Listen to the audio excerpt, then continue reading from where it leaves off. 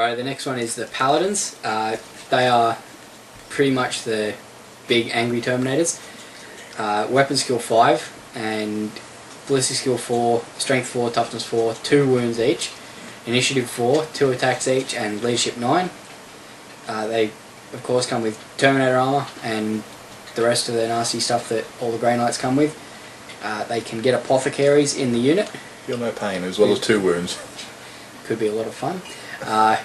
They have all the basic special rules for the Grey Knight army, as well as Hammer Hand again. And they have Holocaust, which is something that has been in just about every incarnation of the Grey Knights. It's different again. It's got a range of 12, strength 5, and it's an assault 1 large blast template. And it's got no AP. It's got no AP, but no, good fun. Right, the next option is a unit of Purifiers. It is like the Flaming Death of the 40k. They've got the same stats as a Marine, basically all that sort of stuff. The army-wide rules for all and their war gear is all the same. They've got the psychic powers of Hammer Hand and another special one, Cleansing Flame, which is used at the start of the assault phase in either player's turn. Psycho's turn. After the assault moves have been made, but before any blows are struck, if the psychic test is passed, all enemy models that are part of the same assault suffer 1 wound on a roll of a 4+.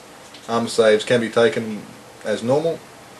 Once the effects of Cleansing Flame have been resolved and any casualties removed, blows are struck as normal. Unsaved wounds caused by Cleansing Flame are counted as having been caused in close combat for all purposes.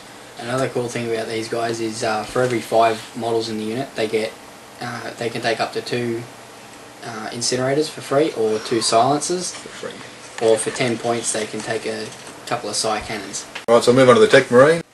The next one up's the Librarian. I think it's basically the same stat line as the Space Marine Librarians. Comes with Terminator armor and the rest of the stuff that the army all has. And Psychic Hood, which I think is the same as Space Marine Psychic Hood. Yep, it's exactly the same. Yep. He's got Psycho Mastery level 2, that's the only difference between him and the other characters, and comes with Hammer Hand again. That's him. Right, so I'll move on to the Tech Marine. Keep that rolling. Tech Marine is exactly the same as one in the Space Marine codex. So he gets his servo harness. He's in Artificer armor, obviously. Servo arms, he gets all sort of stuff. So I'm pretty sure he's much the same, except for the following. Is that right? These are different, aren't they? Yeah, they are. It's pretty much okay. It's the psychic powers that changes it. So he's got everything that's normal in the Marine Codex, with the exception of the psychic power of Reconstruction. So this is a psychic power that is used at the start of the Tech Marine's movement phase. If the psychic test is successful, the Tech Marine can re-roll his repair rolls this turn. So he's a super hardcore Tech Marine. And let's keep going with there's transports. So there's Rhinos and Razorbacks, are exact same as the Marine Codex, except for they actually get psychic power. So what do they, Adam? You got Fortitude, which is crew shaken and crew stun results are just ignored completely, or if they have them already, they just nullify them and continue on as normal. Okay, so now we're up to probably my favourite unit in the book, the Nemesis Dreadknights. They're a monstrous creature. They're weapon skill 5, ballistic skill 4, strength and toughness 7, 4 wounds each, initiative 4, 3 attacks, and leadership 10 with a 2+ save. Their war gear is 2 Nemesis Doom Fists. I'm not quite sure what they are. They're pretty much just like his combat weapons that strike at strength 7. There's other upgrades we'll just switch to in a second what he can get. Let's keep going with what else he's got there. His Dreadnought armor is 2+, 4+ save, and he can teleport onto the battlefield via the Deep Strike rules, even if it's not part of the mission. And of course they've got the same basic rules as the rest of the army, and the psychic powers are Hammer Hand and Holocaust. Right, and believe it or not, this model can also take a personal teleporter. And we're just jumping through to where he's listed, and we'll give you an idea of what he can take. Right, so the Nemesis Dreadknight. So you can take up to 2 of the weapons from the following list. So you can take a heavy incinerator 30 points, Gatling silencer is 35 points, and a heavy Psycannon at 40 points. And he may replace one of his Doom Fists with a Nemesis Demon Hammer or a Nemesis Greatsword. and they are 10 points and 25 points respectively, and the personal teleporter for him is 75 points, and he comes in at a very cheap 130 points. So there's going to be a lot of pissed off people with Wraith Lords and Satans and all that sort of stuff.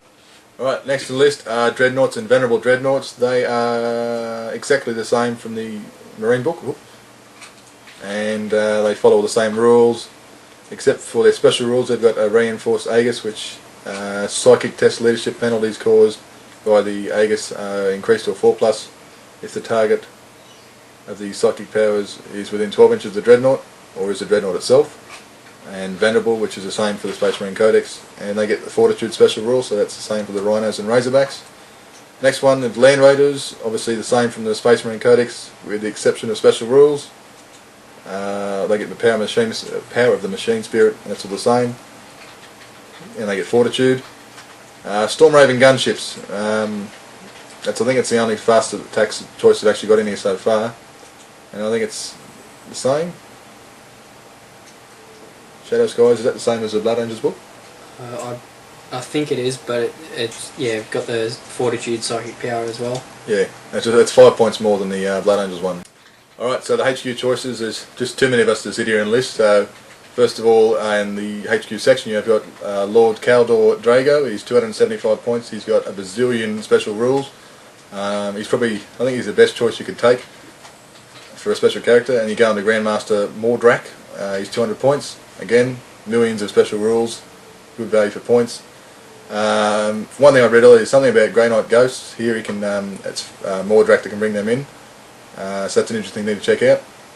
And Adam, next page, what do we got? Yeah, we've got Brother Captain Stern, so he's back. Castell and Crow. They've both got lots of special rules. Points? They're 200 points for Stern and 150 for Crow. Yeah, and next page we have, just back onto the Grandmasters, all that sort of stuff. But Inquisitors are back, they're in here somewhere, there we go. You got Coty is back, and there's a crap load of other Inquisitors, and they've all got their own special rules. Henchmen are back, and Assassins are back, and the Assassins just as cool as ever. And that's really about it for the Grey Knight wrap-up of what to look forward to. So I hope you all enjoyed this and it wasn't too boring. Happy gaming.